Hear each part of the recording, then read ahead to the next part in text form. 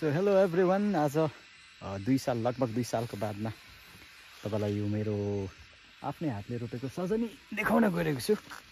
स्वागत छ तपाईँलाई च्यानलमा। सो म एकछिनमा तपाईँलाई देखाउँछु। त्यसलाई अलिकति काट्ने हो अनि चाहिँ देखाउने हो। सो यो अलिक नजिकको रहेछ है। यो सजना चाहिँ तपाईँलाई थाहा छ, यो जुन ठाउँमा सजना हुँदैन त्यो ठाउँमा चाहिँ रोपेको हो। त्यही भएर अलिकति टफ भइरहेछ यसलाई। यो क्लाइमेटमा सेट हुनु उसलाई अलिक साह्रो परिरहेको छ।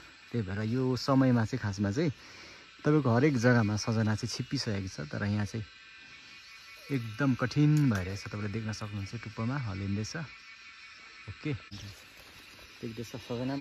अच्छा, यस्तो छ नि त यो सजना। यो सोमबारेको मुनि रोपेको सजना हो। तपाईँलाई देखाउनु पर्दाखेरि यो ठाउँमा चाहिँ खासमा सजना हुँदैन हो, तर मैले जबरजस्ती यसलाई यहाँनिर बचाइरहेको छु नि त। टफ छ, यो चिसो छ जग्गा, त्यस्तो छ। त्यस्तो मजाले चाहिँ भएको छैन। हेलो, कहाँ गयो? पक्रि पनि भयो, यतिले पुग्दैन नि है।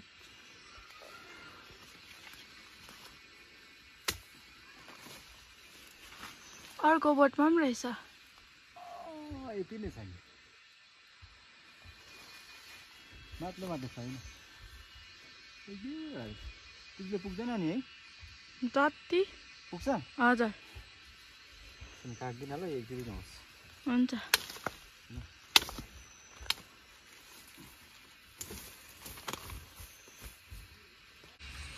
सो यस्तो छ यो सोमबारेको मुनि साइँले गोलाएको सजना है। यो चाहिँ साइँले गोलाइमा जबरजस्ती फलाएको सजना यस्तो छ।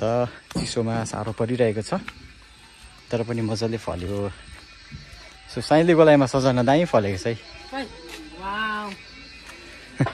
मेरो हेरोले सालेकोमा त्यस्तो गरेको सजना फलाएको देखायो।